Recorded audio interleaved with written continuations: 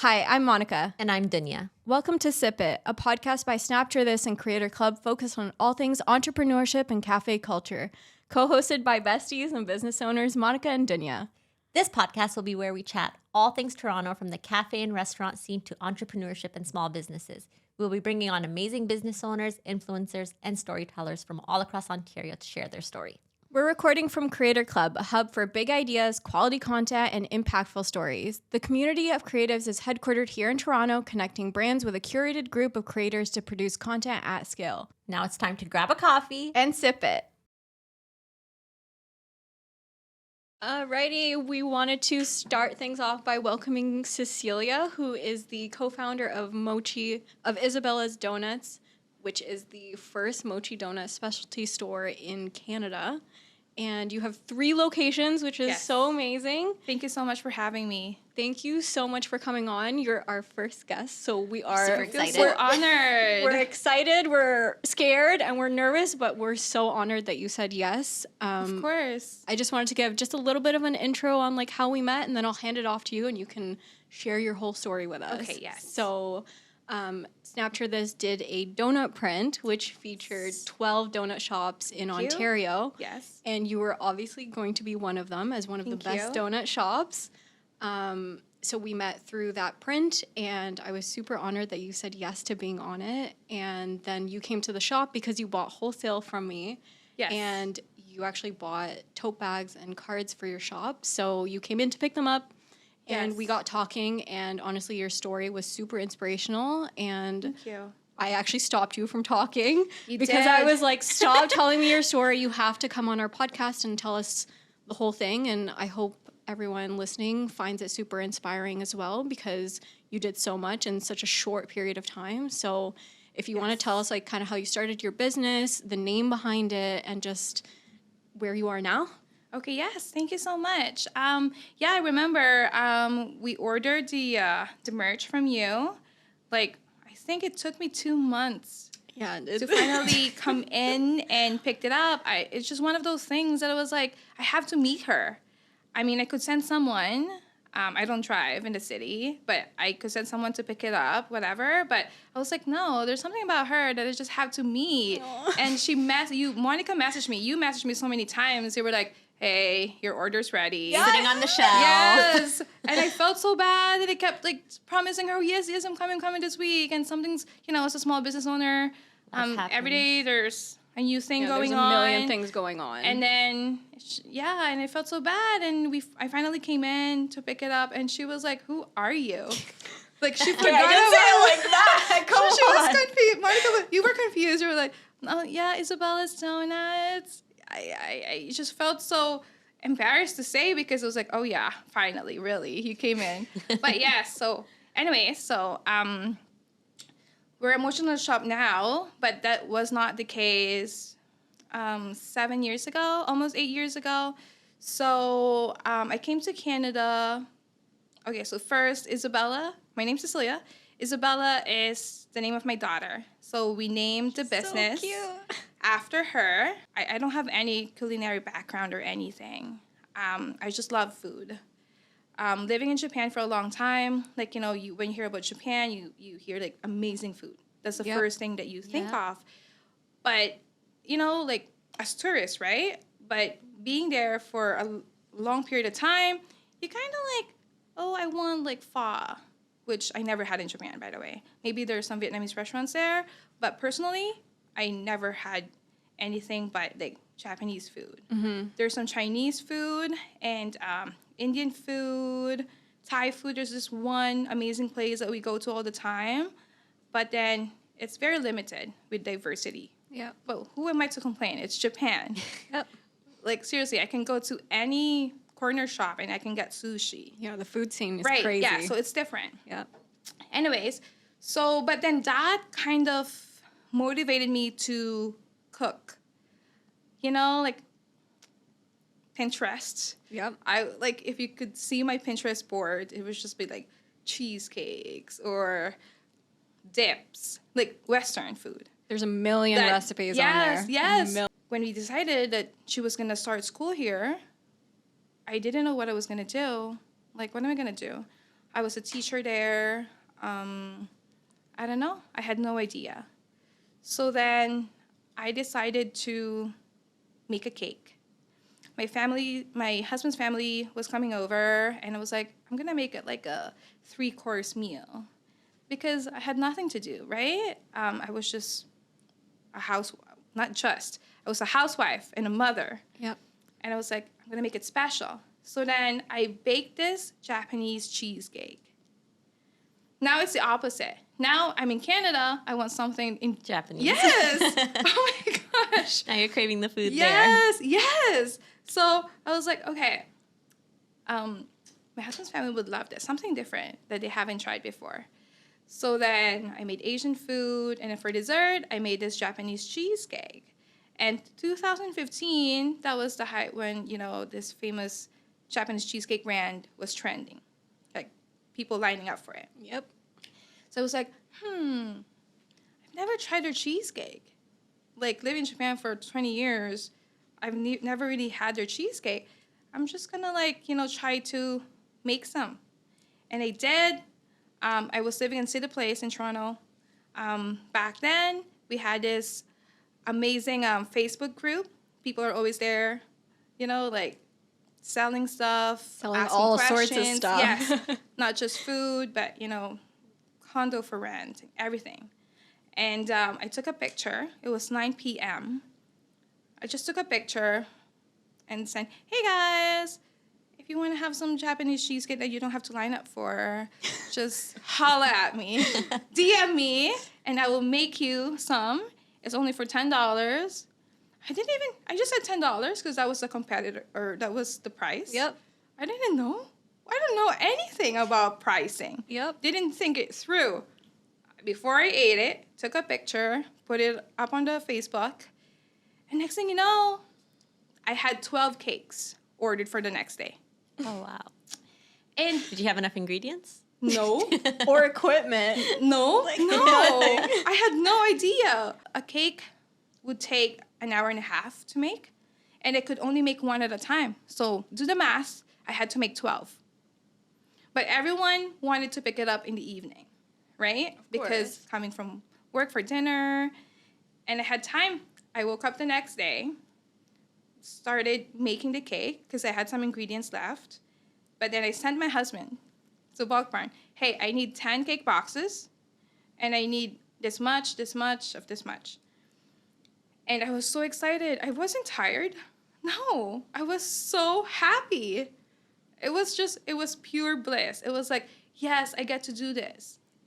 Also, just the feeling of random people just wanting your product that have never met you. It's so exciting. I was nervous. Yeah. I remember during the first few times, even to this day.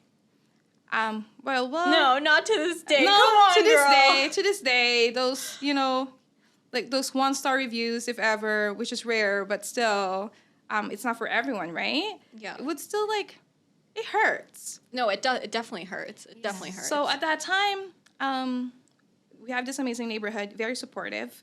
I met so many people. They love the cheesecake, but, now we're friends. Mm-hmm. And the next thing you know, this one person that I met, and she, Roger Center, in the summer, they had this farmer's market.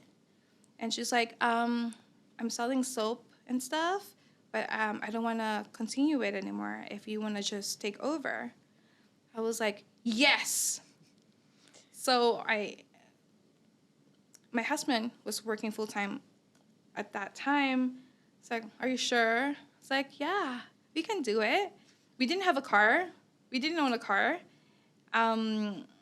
So I borrowed this, toy wagon. Yep. We've A got a toy wagon too. wagon. We know the wagon life. Yes. So, but then the farmer's market didn't provide anything else but the side of the road. Yep. So we had to invest on some things, not just cake ingredients. We had to get a canopy, tables, chairs, and some windy days, you had to make sure you won't get blown away. Yep, we've been blown away. We know. Yes. We feel you. So it was it was not as pretty as I imagined it would be. Like selling cakes, like, you know, at the side of the road. Yeah. It was just attractive because it's the side of the Rogers Center, and whenever there's a Blue Jays game, there's a people. But mostly, the people that bought the cake were from the neighborhood. So yes, social media really worked and really helped us, and that led to collaborating with our first Instagram person at that time. It's like 8 years ago. You know, they're just starting to have collaborations, giveaways, and we got invited into this one event because one cafe is opening up. They don't have any desserts or anything like that, and they're looking for something to complement with their drinks. And we did that, and that led to us looking for a place because we outgrew my condo. I was making everything in the condo. And it took over. Like, the business took over. Familiar? Yeah. Yes. Sounds super familiar. The business took over the whole kitchen. And eventually the whole apartment. My whole life. But Yep. then I'm with food, right? So we had to get extra freezers and stuff like that. So it wasn't as pretty. It's just like, Oh my gosh. just everywhere. I can't imagine having an extra Yeah. freezer in Yes. an apartment. So cake boxes everywhere. Yep. So it was just overwhelming.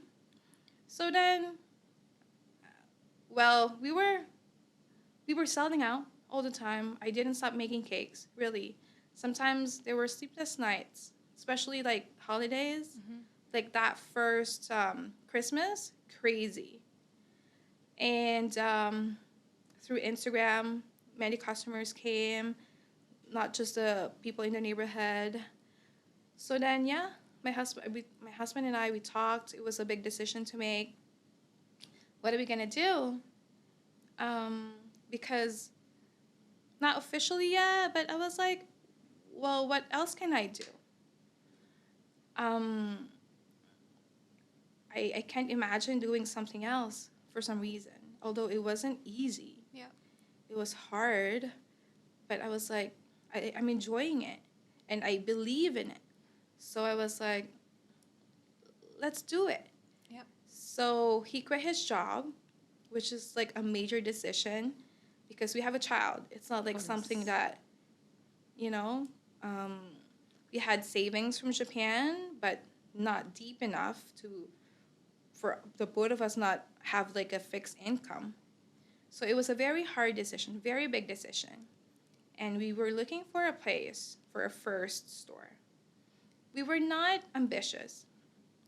We were not aiming for downtown Toronto. We were not aiming for, central. We were realistic. Yep. So then we found this cute place. It's a little bit sad because it was a bakery before and she just left it there. Like one of those things that a place was not abandoned, but maybe they had a falling out and the equipment was there, but it was leased. So I thought I would be able to use it, but no, it was taken. So basically it was just a bakery with no equipment. Wow. And of course, the rent was kind of like the game changer there. Are we going to be able to afford it? So we started doing the math. We didn't have money. So we just said, okay, you know what? Let's still do it. We're a bakery. We make cheesecakes, but we can be a restaurant too. Because I miss the food I was eating when I was in Japan. It's the opposite. Like, I don't know. Here, there's so much diversity when it comes to food. I can literally eat everything here. But you become nostalgic and you just miss Yes. home. Like, Yes. I mean, home changes, right? Depending on Yes. where you live. So then we wrote the menu. It was like this. The menu was like a whiteboard. Okay, we had maybe 10 different items, like 3 breakfast sandwiches because we planned on being a breakfast place, and some dinner. So it was just my husband and I, but we were open for, I don't know, 7 to 8 p.m. Wow. Open meaning open, so that means I had to go to work before then. And of course, had to stay after to clean up. We couldn't afford to hire anyone. Yeah, it's just all on you. Yes. So then the menu was all over the place. There was a fixed menu, but then I would have specials day to day. It depends. I would make muffins. I would make macarons. And these are not easy things to be making. Looking back, I don't even know how I did it. Now I'd be like, no. No way. Donuts? Yes. Looking back, really, I don't know. There's something in that phase of our lives. It was just like, we can do it. We can do it. Not thinking. I don't think I thought about anything. Not failing. Definitely not failing. I think that was it. Just not failing. I mean, we cannot fail. And that's like one of the things you kept talking about in the shop. It was just like your energy is like so positive and so like determined, and you were just like I just kept working at it. Yes, but it wasn't easy at all. We were just doing our best day to day. And then one day, BlogTO reached out. It's like, hey guys, we want to feature you, because they heard of our mochi pancakes. So that was one of our specialty. We made mochi pancakes. So imagine like a fluffy pancake, right? But ours is fluffy but chewier because of the mochi ingredient in it. And BlogTO came, took videos, pictures, and yeah, that put us on the map. Yeah, they're able to, I mean, them and so many other accounts just have that crazy power. Like, you'll have like a lineup. Yes, because I remember that feeling when they reached out and we got the message from them, because when we were in Japan, every time, we followed BlogTO because everything that was happening in Toronto, we were planning on moving here. Yeah. So we followed them on Instagram and we're like, oh, that's pretty cool. Oh, they made a list again of like the spots that you have to go to. Mm-hmm. So we knew of them and we were like, oh, yes, they're coming. And yes, they helped. That helped. So what made you transition into Donuts. the donut world? Okay, so we outgrew that location, our first location, the copy and paste one. Our lease was up, and we had to make a decision. This was 2019, if we want to move to a bigger place, because we outgrew it. And we did. We leased another place, just maybe 5 blocks away. It's a bigger place, and it had a kitchen downstairs, like with everything we needed. Perfect. Yes, but we were moving into it as a restaurant. Okay. We were making the mochi donuts. We had been making the mochi donuts then, but just on the side. When you go to a brunch place, they make baked goods that you take home with you after you pay. Because you're full, right? You're just like, hey, can I have a cookie? I want to take it home. So we had this elaborate Japanese bakery menu. Melon puns, I thought were going to be it.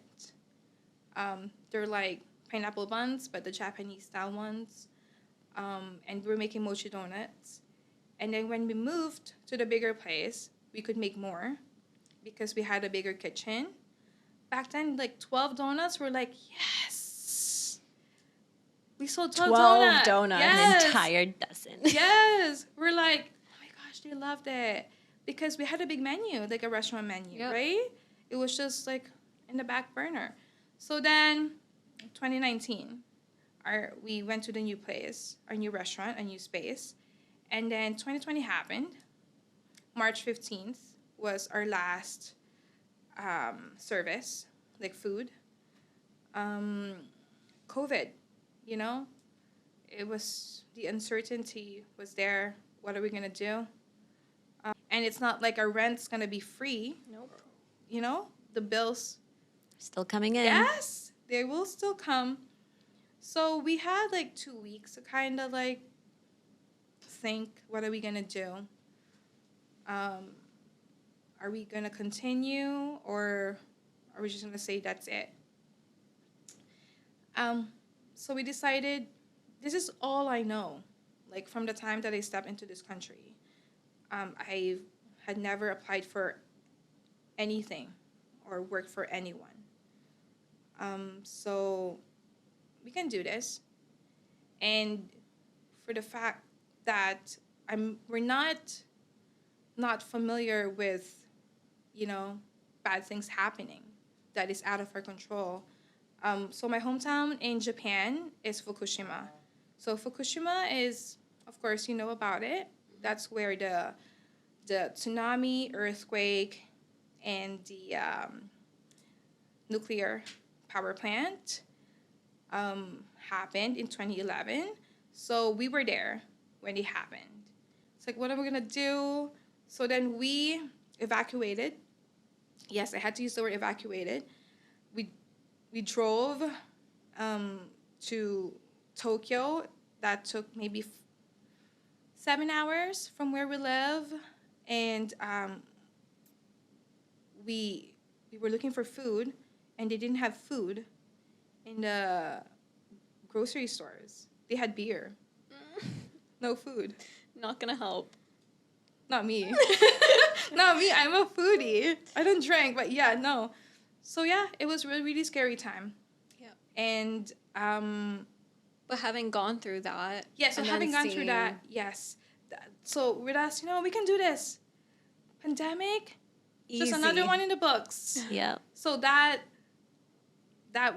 made us kind of like, hey, let's do this. Let's try to make this happen. Yeah. And so we were doing pop-ups from our menu, the best sellers, every weekend.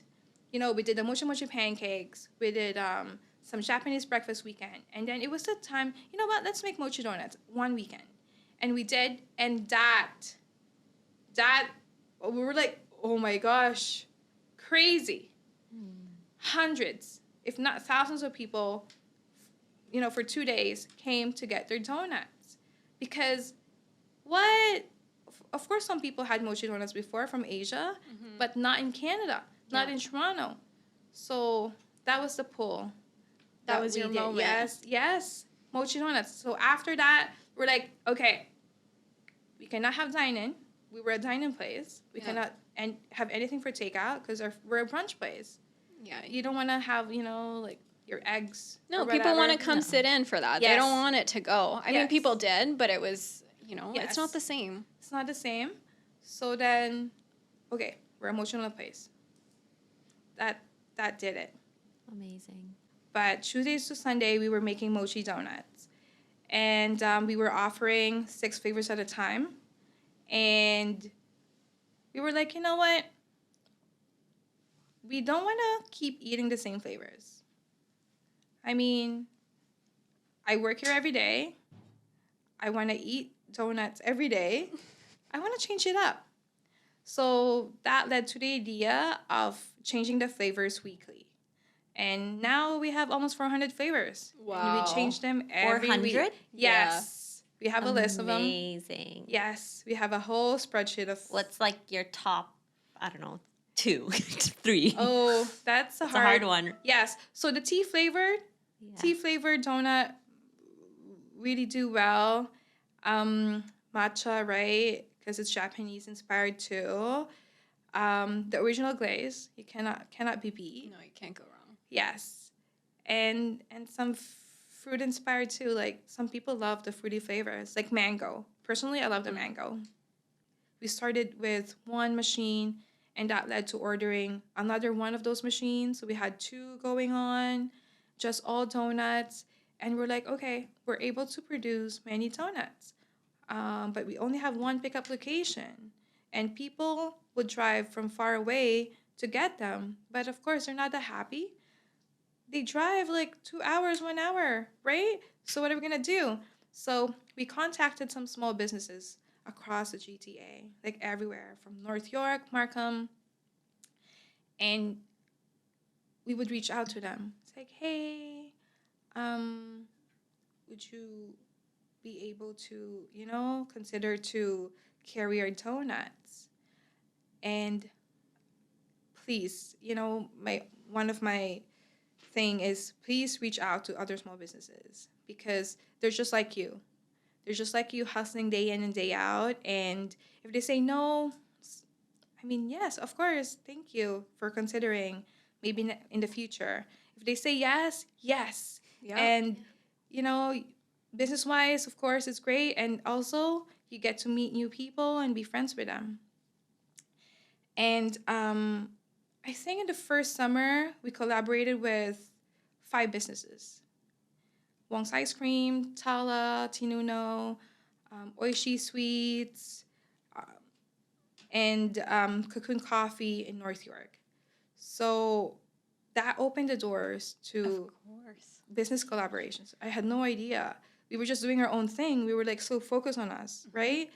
But this was a big step for us, is to be able to supply donuts to different locations. Mm-hmm. So how do you mind sharing a little bit how you got into Nordstrom?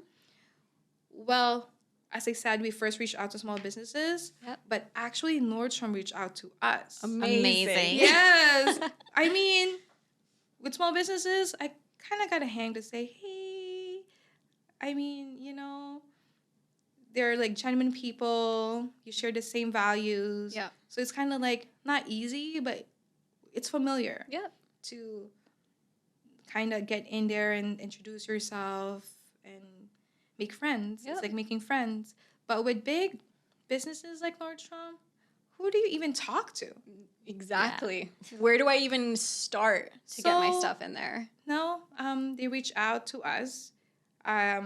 We have that contact form on the website, and this one manager say he wanted to bring the donuts to Nordstrom, but he implied that he's a customer, okay. But Nordstrom didn't know anything about us, right?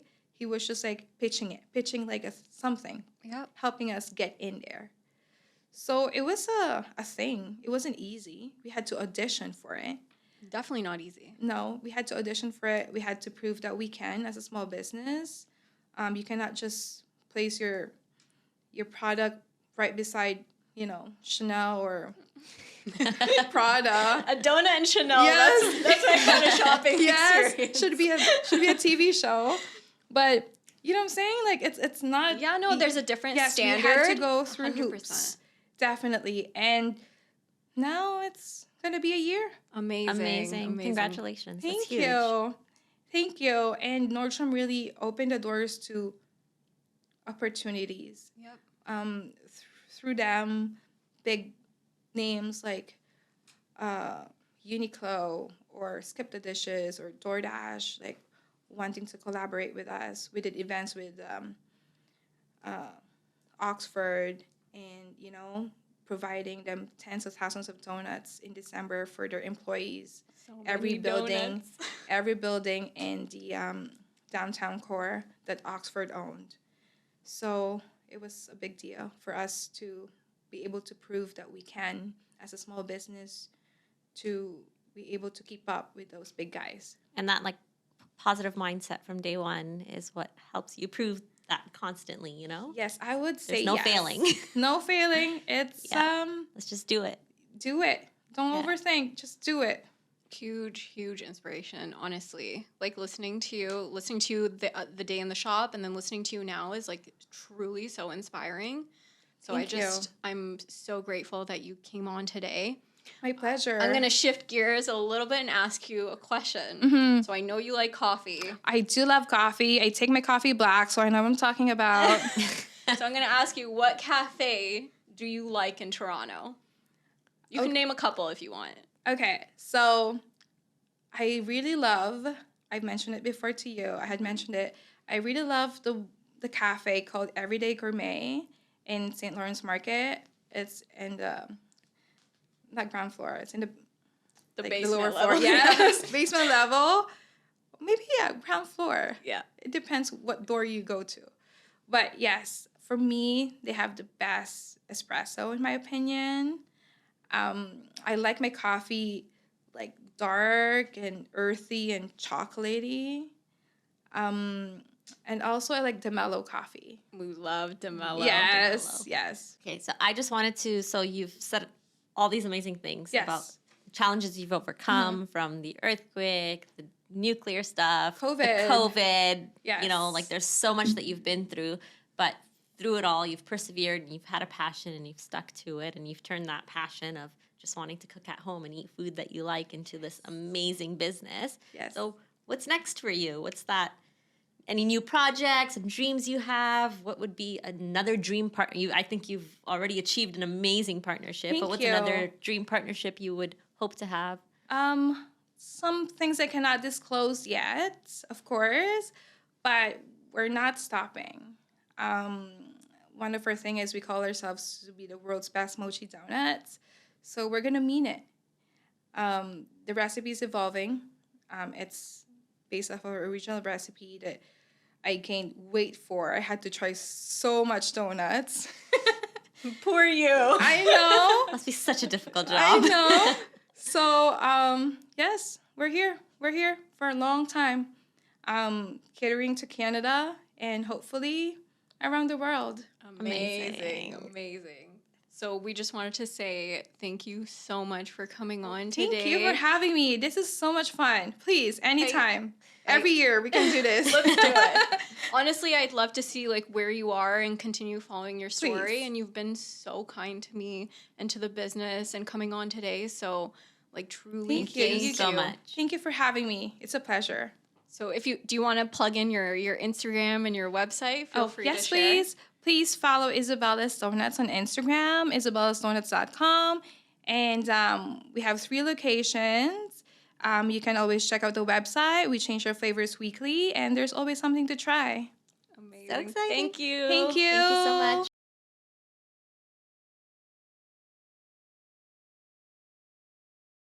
Thank you for listening to Sip It. Make sure to stay tuned for next week's episode. Subscribe, follow, and leave us a comment on who you'd like to see us bring on in the future. See you next week. Sip It is produced by Creator Club Downtown Toronto. Fellow entrepreneurs, if you're thinking of starting a show of your own, Creator Club offers a super simple, scalable process to create high-quality content, access to talent, and a fully equipped studio to record your content. Be sure to connect with the team at creatorclubstudios.com and follow at Creator Club Studios on Instagram for more.